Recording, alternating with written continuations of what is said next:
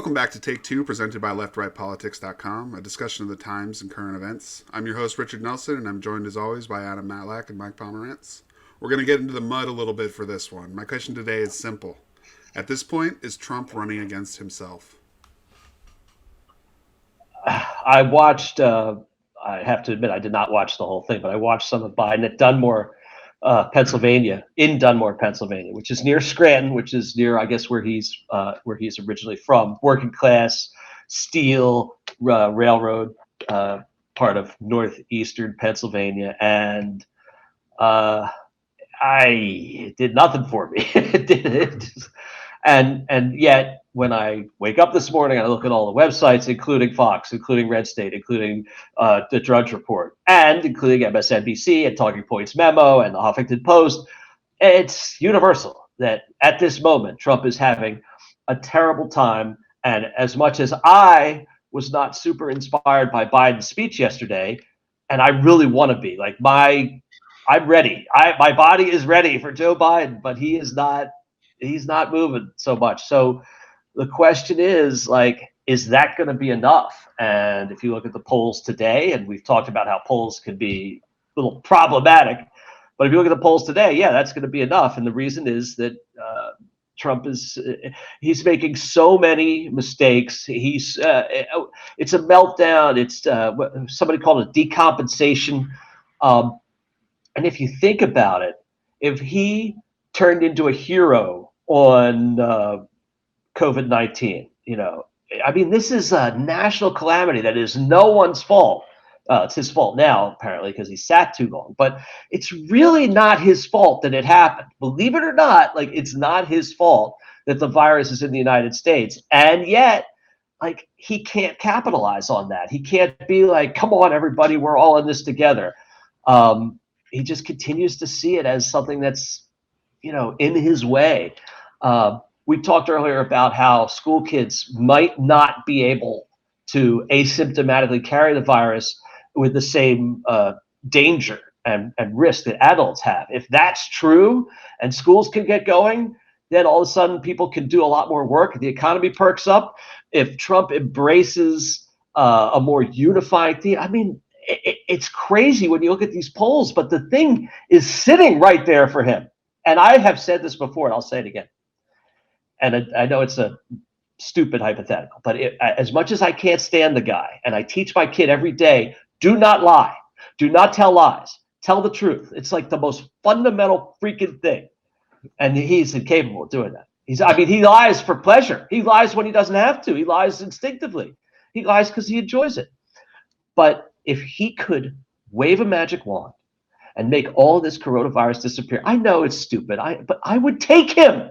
I would take him for another 4 years, and his dysfunctional version of being an executive and his self-dealing. I could take it for another 4 years. I would be willing to give that up if he could make it go away, because this thing has really screwed everything up and also made us the laughing stock of the rest of the world. But we know that's not going to happen. And I'm not going to have to put up with another 4 years of Trump, most likely, because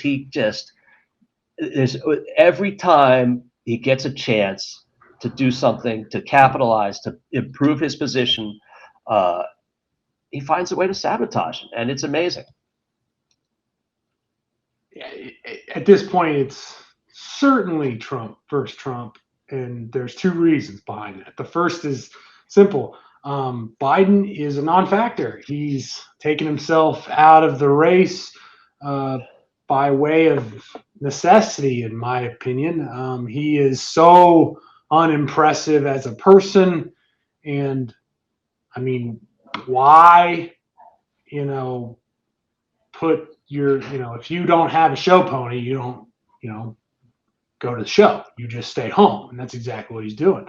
And keep him as hidden as possible. I saw an article just the other day. It said, Biden shouldn't have debates against Trump unless he makes concessions.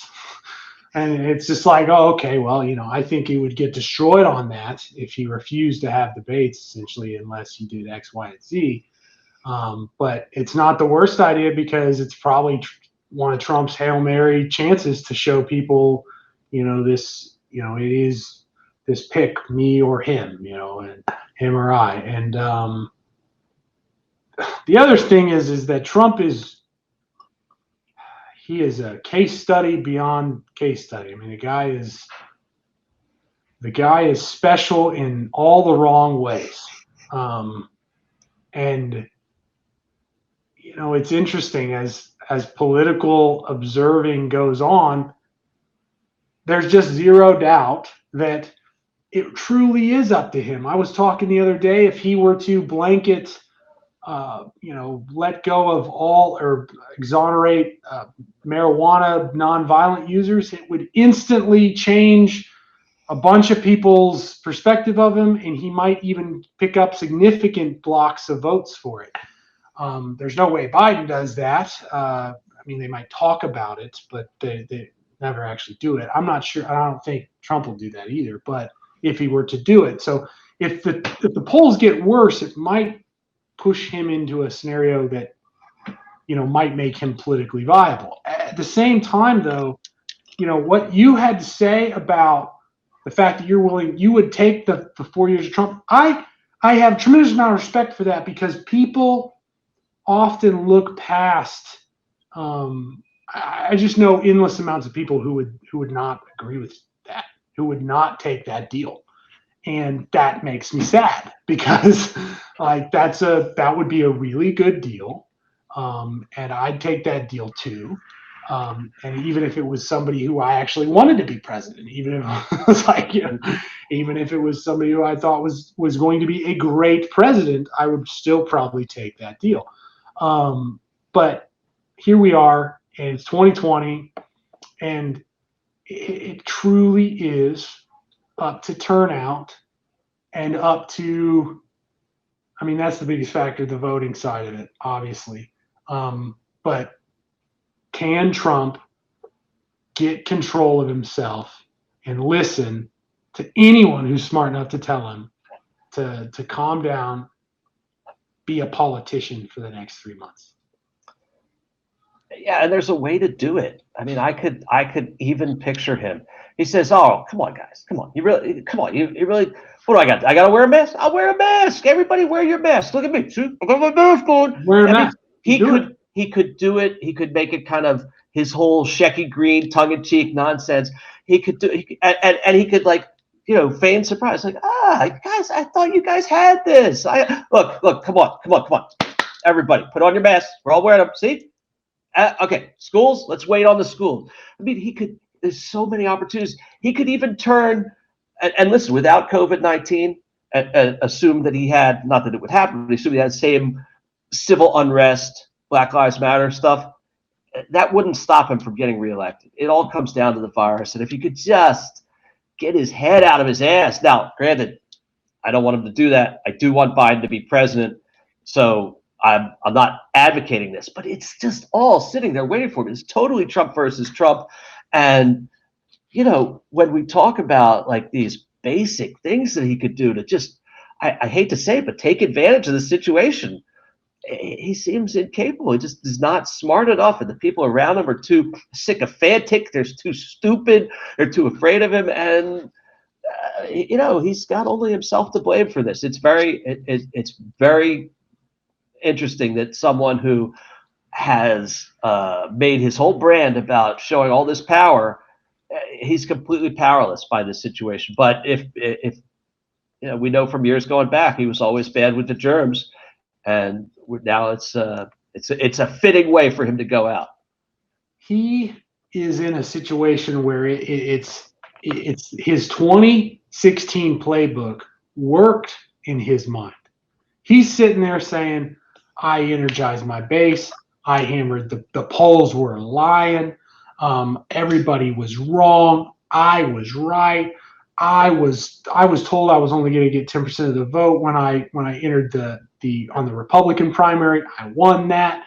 He doesn't understand, and he doesn't remember that he barely won it, that he struggled to win it, that he had to flip a significant portion of the Republican Party, and then they got a candidate they didn't want, and yet backed him because, well, it's 2016 and Hillary was on the other side. And look, Biden might be worse of a candidate than Hillary because he's not going to carry a single gusto vote. Hillary had the gusto vote. There was First women woman. showing up Yeah. at the polls to vote for her because of her gender, period, in a story. No one is going to show up to vote for Biden because he's Biden. No one. I mean, everyone's voting against Trump or for Trump. And in my experience, it's one of the reasons why I think Trump is going to win still. Right now, if I had to bet, I'd put money slightly favored on Trump because of the fact that people don't vote for people they don't like. They just don't go to the polls. That's what happens. And here we are, Trump is convinced though that his 2016 playbook will work, and that might be the one thing that it gets him killed, because he just needs to pander a little bit to people who aren't his base.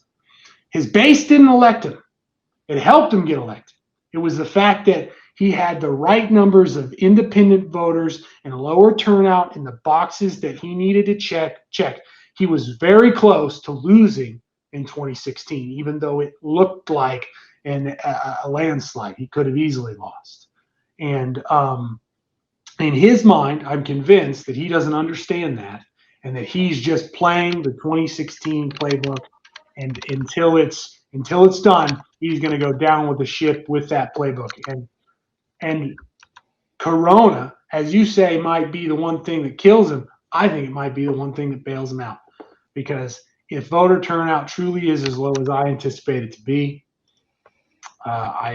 if we know anything about what history tells us, the left and the marginalized do not vote when they have to wait 6 hours in line. Well, we're gonna find out. His energy or energizing strategy. It's hard when he can't get his crowds. It's hard when he's agitated and grumpy. But I hear what you're saying. The vice presidential pick, which I guess we're going to get around August 1st for Biden, is it will turn up the Biden heat a little bit. But the question is, do we have enough warmth there to cook? And I think I agree that his 2016 playbook will be his undoing. He can't get with his gut the crooked Hillary narrative going for Biden. And when he's farming that out to like a committee, that means it's not going to work. You've already lost. When you're trying to come up with a new nickname, it's got to come right off the tip of the tongue. And so I agree with what you're saying about how, you might have him as your favorite. Like, I don't think that's a crazy thing, despite the polls. We have talked about polls, haven't we? But the 2016 playbook, I think, will still be this positive. That's why I'm on the other side.